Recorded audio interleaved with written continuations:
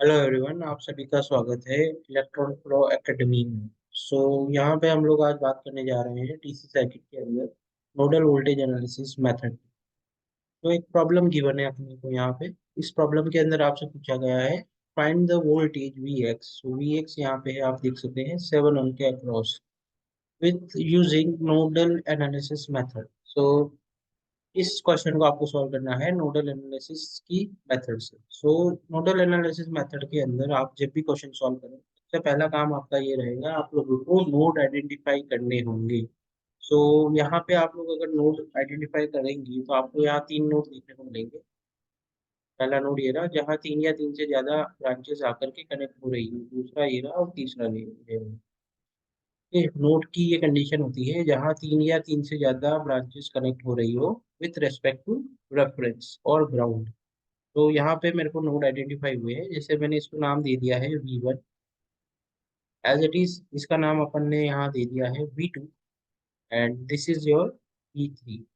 यहाँ आप देखेंगे ध्यान से तो आपको रेफरेंस नोड भी आइडेंटिफाई करना पड़ेगा। अब यहाँ पे कॉमन पॉइंट ये देखने को मिलेगा आपको, यहाँ से लेकर के ये पूरा आप लोगों का क्या है कॉमन पॉइंट। यहाँ पे आकर के मैंने इसका कॉमन पॉइंट एज्यूम किया। ये वाला जो पॉइंट है ये मेरा है रेफरेंस पॉइंट। अब मैं जब भी जो भी बात करूंगा हर नोड की विथ रेस्पेक्ट टू रेफरेंस ही बात करूंगा। तो जैसे सेकंड कंडीशन नोड की ये होती है कि वो आपको रेफरेंस लेना पड़ता है, रेफरेंस के रेस्पेक्ट में ही आपको नोड बनाना पड़ता है। यहाँ पे अपन लोगों ने 3 नोड आइडेंटिफाई कर लिए हैं, आप देख सकते हैं। अब बात आती है यहाँ पे आप लोगों को नोडल वोल्टेज एनालिसिस की हेल्प से इस क्वेश्चन को सॉल्व करना है। तो यहाँ पे आप देखेंगे नोड नंबर 3 के अंदर नोड 3 को अगर आप चेक करेंगे तो आपको सीधा सीधा V3 की वैल्यू मिल जाएगी। V3 की वैल्यू है यहाँ पर -10 वोल्ट।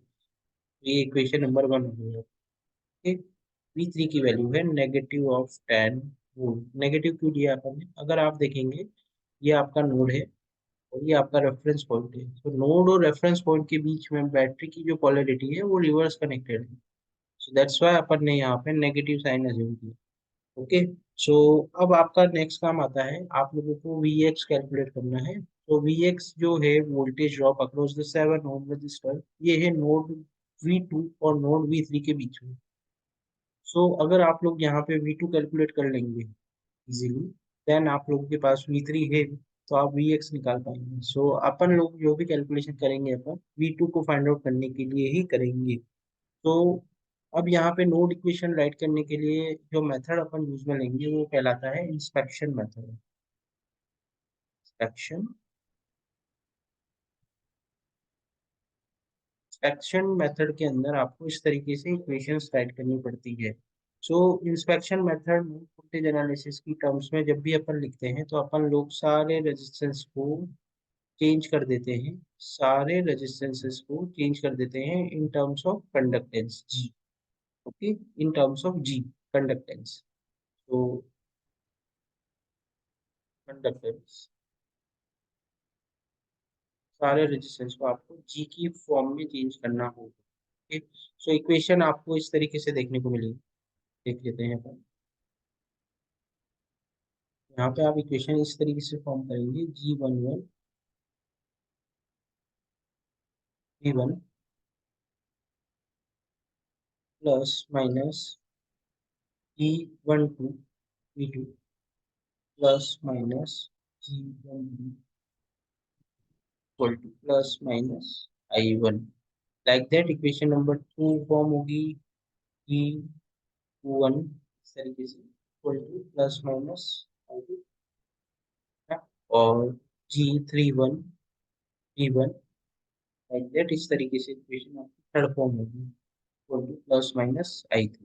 ठीक, ये आपका इंस्पेक्शन मेथड होता है। इन इंस्पेक्शन मेथड के अंदर आप लोगों को सबसे पहला काम ये करना होगा, G11 G12 लाइक दैट ये जितने भी कंडक्टेंसेस हैं इनकी वैल्यू आप लोगों को फाइंड आउट करनी है। अपन यहाँ बात कर लेते हैं G11। G11 मतलब नोड नंबर 1 से कनेक्टेड जितने भी कंडक्टेंस है उनका समेशन। नोड नंबर 1 आप देखेंगे ये रहा है यहाँ पे, तो इससे कनेक्टेड है 1 ओम 2 ओम और 2 ओम। तो अपने को यहाँ कंडक्टेंस की फॉर्म में बात करनी है। ये हो जाएगा 1/r, so 1/1 is 1 plus 1/2 plus 1/2, तो ये हो जाएगा टोटल आप लोगों का 2 की 1/1 कैलकुलेट हो चुका है यहाँ पे। नेक्स्ट काम आपको करना है G22 सेकंड नोड से कनेक्टेड सारे कंडक्टेंस का समेशन 1/2 प्लस 1/7 जो कि इक्वल टू होगा, आप सॉल्व करेंगे तो 9/4 महो। नेक्स्ट G ऑफ 1/2 जो कि कहलाएगा G ऑफ 2/1 के इक्वल टू, उसकी वैल्यू हो जाएगी नेगेटिव ऑफ 1/2 जो कि इक्वल टू हो गया 0.5 नेगेटिव वैल्यू महो की। एज इट इज यहाँ पे आप लोग कैलकुलेट कर लीजिए G ऑफ 1/3 जो कि इक्वल होगा G ऑफ 3/1, ये इक्वल टू हो जाएगा आप लोगों का 1 महो। नेक्स्ट G ऑफ 2/3 जो कि इक्वल होगा G ऑफ 3/2, ये इक्वल टू हो जाएगा आप लोगों के नेगेटिव ऑफ 1/7 महो। लास्ट बचता है G ऑफ, ये इक्वल टू हो जाएगा 8/7 महो। अगर आप थर्ड नोड से कनेक्टेड जितने भी कंडक्टेंस है उनको ऐड करेंगे तो आपको ये वैल्यूज देखने को मिलेगी। सो ये तो बात हो गई, आप लोगों ने कंडक्टेंस कैलकुलेट कर ली। सो नेक्स्ट काम आप लोगों का है, आप लोगों को नोड इक्वेशन फॉर्म करनी पड़ेगी। नोड इक्वेशन फॉर्म करने के लिए यहाँ पे ये इक्वेशंस थी जो आपने इंस्पेक्शन मेथड में बोला था, उसके अंदर वैल्यूज पुटअप करनी होगी। तो let's write the node equation 1। Node equation 1 N1 is stands for node equation. Equation 1 note बनती है आप लोगों की यहाँ से 2 of V1 minus 0.5 V2 minus equal to 0। ठीक, सो ये जो इक्वेशन लिखी है आपने नोड 1 की, यहाँ पे आप V3 की वैल्यू को पुट कर सकते हैं। V3 इक्वल टू -10, जो कि आप लोगों के इक्वेशन नंबर 1 से आएगी फ्रॉम फर्स्ट इक्वेशन। तो नई इक्वेशन बनी जाएगी, यहाँ पे आप लिखेंगे 2 of V1 minus 0.5 V2 negative of 10। ये हो गई आप लोगों की इक्वेशन नंबर 2। इक्वेशन नंबर 1 थी आपकी V3 की वैल्यू, इक्वेशन नंबर 2 ये हो गई आप।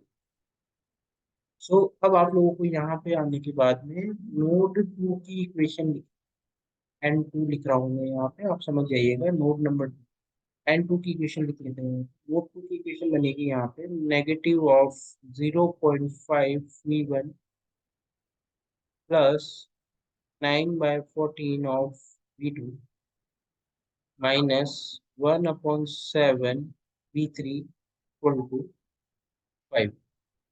तो ये बन गई आपकी नोट इक्वेशन 2। ठीक, सो यहाँ पे भी आपको सेम काम करना है, put V3 from equation 1। So V3 की वैल्यू अगेन आपको यहाँ पे इक्वेशन 1 पे पुटअप करनी है। तो V3 की इक्वेशन पुटअप करने के बाद में आप लोग इस इक्वेशन को सिंप्लीफाई करेंगे तो आपको देखने को मिलेगा final equation 7 of V1 plus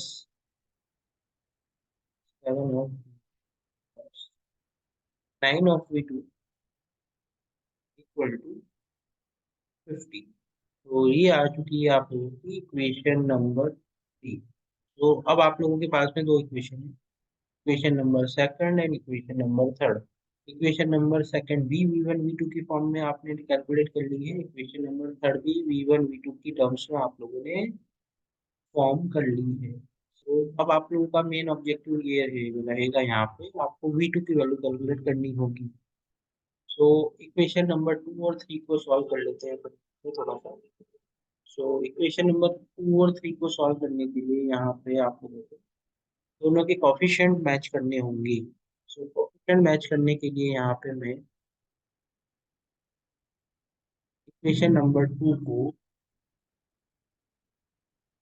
7 से मल्टीप्लाई कर रहा हूँ, एंड इक्वेशन नंबर 3 को मैं मल्टीप्लाई कर रहा हूँ 2 से। तो नई इक्वेशन बन जाएगी आपकी यहाँ पे 14 of V1 minus 3.5 V2 minus of 7।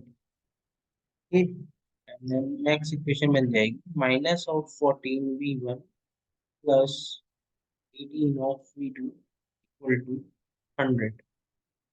तो ये दो इक्वेशन आपके पास नहीं आ चुकी, सो इन दो इक्वेशन का आप अलजेब्रिक सम करेंगे तो आपको मिलेगा वी वन कैंसिल आउट हो रहे हैं यहाँ पे, आप चेक करेंगे तो इक्वेशन बन जाएगी 14.5 V2 is equals to now 30। यहाँ से V2 की वैल्यू निकाल लीजिए आप, V2 की वैल्यू आ जाएगी आपके पास 30 डिवाइडेड बाय 14.5 वोल्ट्स। V2 की यहाँ पे आप लोगों ने वैल्यू कैलकुलेट कर ली है। अब आपको वापस से सर्किट को देखना होगा, तो सर्किट पे देखेंगे अगर आप यहाँ पे ध्यान से, सर्किट है, सर्किट के अंदर अगर आप ध्यान से देखेंगे कि Vx क्या है, तो Vx एक्चुअली यहाँ पे लिख रहा हूँ मैं, Vx जो है वो दो नोड के बीच का वोल्टेज ड्रॉप है। तो इसको आप लोग इस तरीके से लिख सकते हैं, Vx equal to V2 minus V3। So अब आपके पास V2 भी है और V3 भी है। So let's find out the value of Vx। Vx की वैल्यू निकाल लेते हैं अब अपन यहाँ पे इस तरीके से। सो Vx निकालने के लिए आपको V2 चाहिए और V3 चाहिए। सो V2 की वैल्यू आपने निकाली थी अभी just 30 divided by 14.5 minus negative of 10। तो ये इक्वल हो जाएगा आप लोगों का, अगर आप इसको सॉल्व करते हैं 30 प्लस 1 डिवाइडेड बाय 5 करने के बाद वैल्यू मिलेगी आपको 12.069 वोल्ट्स। यहाँ पे आप लोगों को जो आंसर मिल रहा है वो आंसर है voltage across the 7 ohm resistor और Vx। इस तरीके से आप लोगों को नोड वोल्टेज एनालिसिस मेथड को यूज करना है कैलकुलेशन करने के लिए। सो अगर आपको ये वीडियो अच्छी लगी हो तो प्लीज़ सब्सक्राइब करिए एंड लाइक करिए। Thank you very much.